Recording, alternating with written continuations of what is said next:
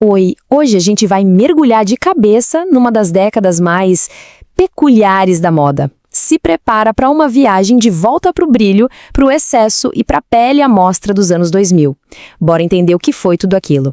E é exatamente essa a ideia. Não foi só uma fase, sabe? Foi um fenômeno cultural completo, que tinha suas próprias regras, sua própria estética. Uma era de pura ostentação, onde a vida parecia um videoclipe de hip-hop passando sem parar.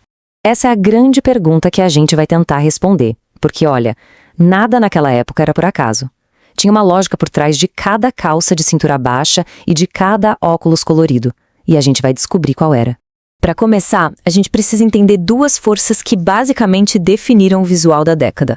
A pessoa que virou um ícone só por ser um ícone e a roupa que se tornou o uniforme oficial do status social da galera. E a pioneira disso tudo foi, claro, Paris Hilton. Ela que inaugurou a era da celebridade sem obra. Pensa bem, antes dela, a fama era uma consequência de um trabalho, né? No música, no cinema, na arte. Com ela, a própria fama se tornou o trabalho.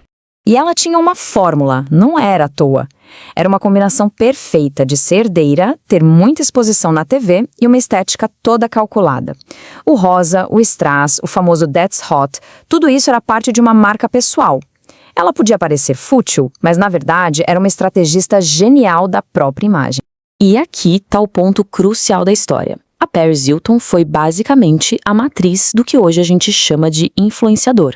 Ela já estava construindo uma persona e monetizando um estilo de vida muito antes de existir um feed pra gente rolar. Agora, vamos falar do uniforme. Se a Paris era o ícone, o conjunto de veludo da Juicy Couture era a roupa que comunicava que a pessoa pertencia àquele universo. Não era sobre moda, era sobre sinalizar status. O interessante aqui é entender esse código. O veludo macio passava uma ideia de conforto, mas o bordado brilhante nas costas, combinado com o salto alto, gritava ostentação. Era a fantasia de ser rico sem fazer esforço, sabe?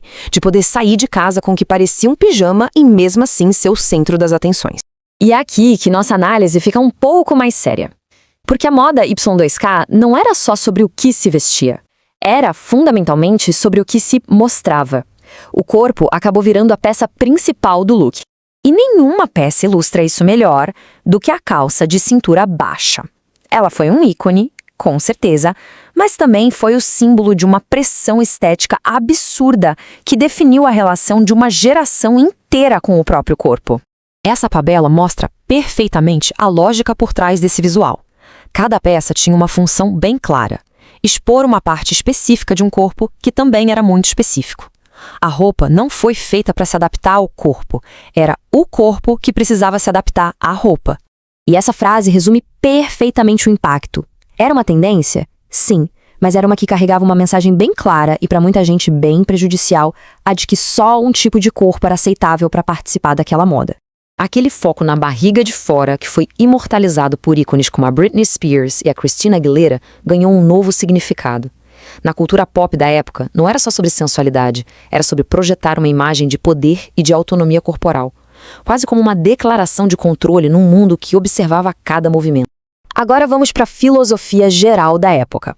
Se o corpo era o acessório principal, os outros acessórios seguiam uma regra de ouro. A aparência era muito, mas muito mais importante que a utilidade. Essa comparação é perfeita para entender isso. Os óculos com lentes coloridas mal protegiam do sol e as microbolsas mal cabiam num celular da época. O objetivo não era ser prático.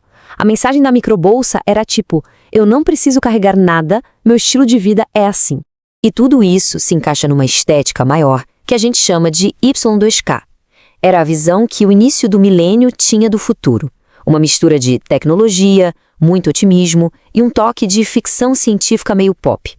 Então, quais eram os ingredientes dessa receita? Pensa em muito brilho, tecidos metálicos, holográficos e uma paleta de cores que parecia ter saído de um protetor de tela de computador antigo. Tudo isso era temperado com um otimismo tecnológico que contagiava, uma crença de que o futuro seria brilhante, cromado e talvez um pouco artificial.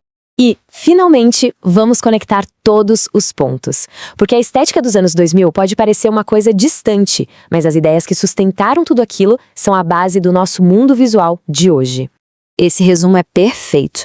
O culto à imagem, o corpo como uma moeda de troca social, a fama como um projeto a ser construído, a identidade super ligada ao consumo, foi nos anos 2000 que essas sementes foram plantadas. Começou ali essa ideia de que a gente está sempre performando alguma coisa. E essa é a grande conclusão. Aquela década não foi só uma fase estranha da moda. Foi o laboratório, sabe, o rascunho do mundo de personal branding, de influenciadores e da performance digital em que a gente vive hoje. Fica aí a pergunta pra gente refletir.